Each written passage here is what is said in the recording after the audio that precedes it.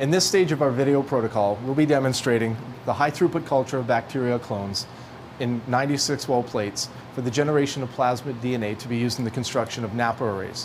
One of our primary concerns during this stage is to avoid cross-contamination of bacterial stocks during spotting onto agar plates and during transfer from agar plates to liquid media culture. Of equal importance is that we generate sufficient quantities of DNA to ensure robust expression of our protein on the array surface. To start, micro-well plates containing 96 unique bacterial clones as glycerol stocks are obtained from storage at -80 degrees and then quickly thawed at 37 degrees Celsius.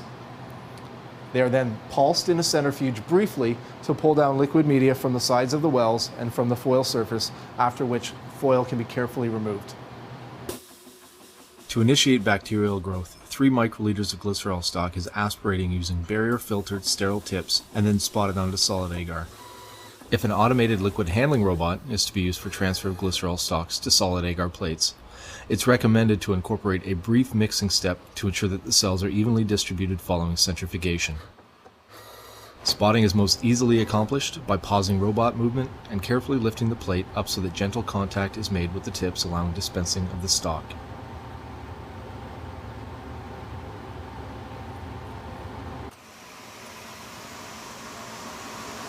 We can now cover the plate and incubate it at 37 degrees overnight to allow the bacteria to grow. In this stage, we take a solid bacterial culture that's been grown overnight on agar plates and use this to inoculate a 96-well liquid culture containing the appropriate selection antibiotic. First, we have to start by filling the deep well plates with the media. We do this most easily with a well mate. This can also be done with a multi-channel pipette.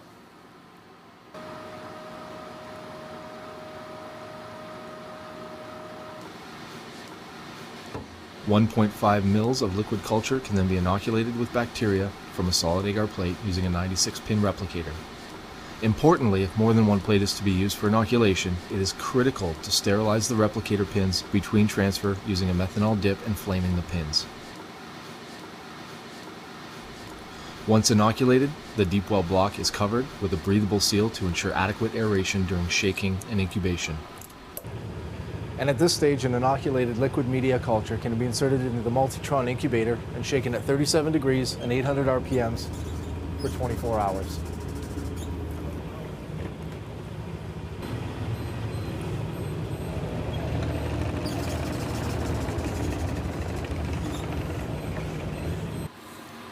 Cells are then pelleted by spinning at 3700 Gs in preparation for purification of plasmid DNA.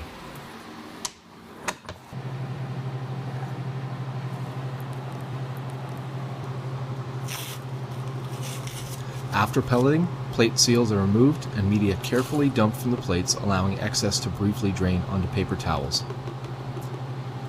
At this point, plates containing pelleted bacteria can be covered with a foil seal for storage at -20 degrees Celsius for up to several months, or can be resuspended in 200 microliters of resuspension buffer. After covering the deep well blocks, vigorous vortexing is required to ensure complete resuspension of the bacteria and maximal plasmid DNA yields, as incomplete resuspension can impede lysis and DNA recovery. Foil seals are then removed, and 200 microliters of solution 2 is added to effect lysis using either a well mate or a multi-channel pipette.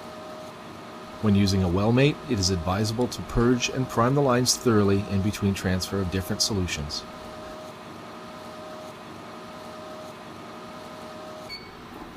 Plates are then gently shaken with solution 2 for not more than 5 minutes, at which time 200 microliters of solution 3 is added to neutralize the lysis buffer.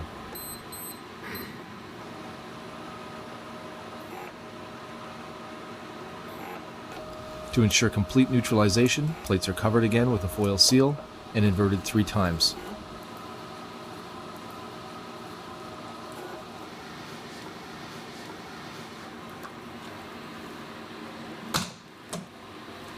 Cellular debris is then pelleted by centrifugation at 3700 Gs for 30 minutes at 4 degrees in preparation for isolation of DNA from the lysis supernatant. While the lysate is spinning, we can prepare the filter plates by placing them on deep well blocks and adding 400 to 500 microliters of a suspension of 200 mils of dry packed nucleobond resin in 900 mils of N2 equilibration buffer. It is essential to mix the resin frequently while pipetting to ensure even distribution of the resin and equal addition of the resin to the filter plate. Residual buffer can then be drained by gravity or by brief centrifugation. Following centrifugation, deep well blocks containing pelleted cell debris are removed from the centrifuge and placed on the liquid handling robot staging table. In this stage, we'll use the liquid handling robot to transfer the lysate from the deep well blocks to the filter plate for capture of the DNA on the anionic resin. Of course, in this stage, we can also use a multi-channel pipette to do the transfer. Once bacterial cell debris has been pelleted, supernatant containing plasmid DNA is transferred to filter plates loaded with anionic resin on deep well blocks as the first step in purification.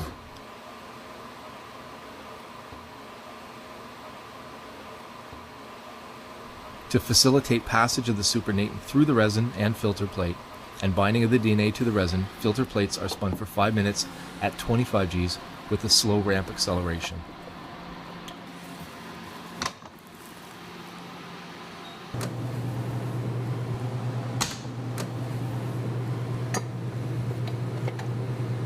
At this stage, DNA is bound to the resin and must be washed and diluted in preparation for printing.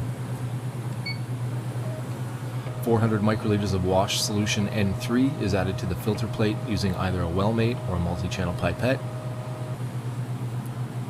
The solution is then drawn through the resin using either a plate vacuum filtration system or by centrifugation and repeated 4 times.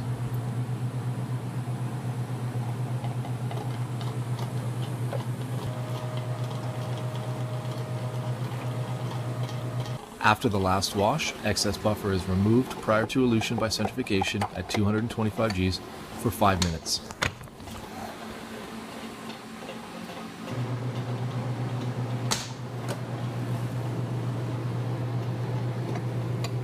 The filter plate is then transferred atop an 800 microliter capacity storage plate and 300 microliters of elution buffer N5 added.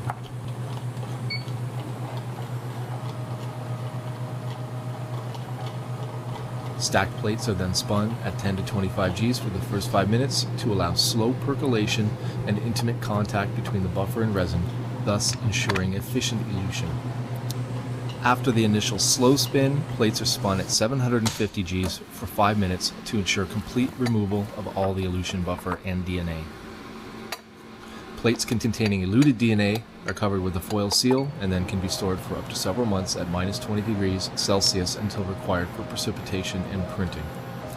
DNA precipitation is carried out in the same plate into which we eluted and is affected by the addition of 240 microliters of isopropanol and 40 microliters of 3 molar sodium acetate pH 5.5, again using either a well-made or a multi-channel pipette, and spun at 3700 Gs for 30 minutes.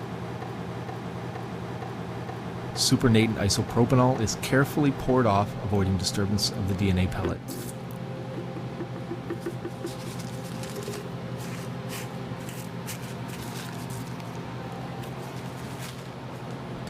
The pellet is then washed with 400 microliters of 80% ethanol and pelleted again by centrifugation at 3700 Gs for 30 minutes.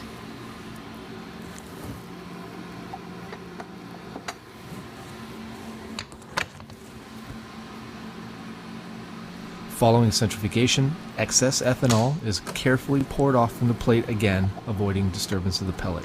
The plate is then left uncovered in a laminar flow cabinet to allow evaporation of residual ethanol.